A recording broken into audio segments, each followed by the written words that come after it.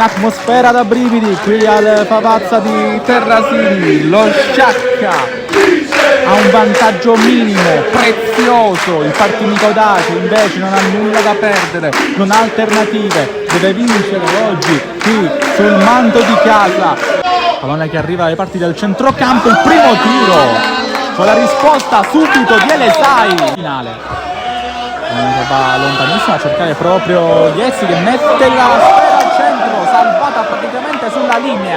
Occhio a Iezzi che si va a vedere a sinistra, entra Iezzi, insiste a destra, la giocata rientra, Iezzi prova il tiro, viene murato, ha supportato adesso una serie di maglie bianche, pallone che arriva in aria, deviazione Elesai. Miracolo sul suo stesso compagno di Elesai. Adesso sono entrambi avversari qui al Pavazza, pallone che arriva in aria, Polizzi ci ha messo la mano. Noi che arriva adesso in aria, esce Garufo come il tiro, palo incredibile.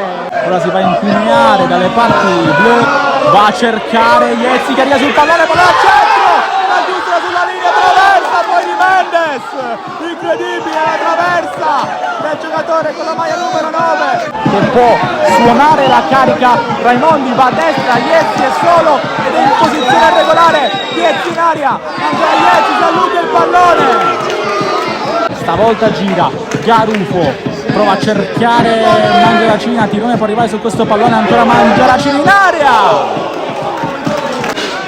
fischia Florena, Spodella del 10 a cercare Iezzi, Florena, Spodella al centro, è alta la bandierina del signor Casisa, lo stacco di testa, ma era in posizione irregolare se non vado errato Mangiaracina. Fermato qui l'avanzare del Partinico Dace, può andare quindi lo Sciacca in contropiede con Federico che aspetta, Federico prova il sinistro, la prende Polizzi, occhio a questo pallone del ballottano e lo Sciacca in trincea esce esultando, ottenendo quella che è la qualificazione per la seconda volta consecutiva alla finale regionale della Coppa Italia d'Eccellenza. Vedete la panchina dello Sciacca, i tifosi che stanno infestando da questo pomeriggio il campo Pavazza.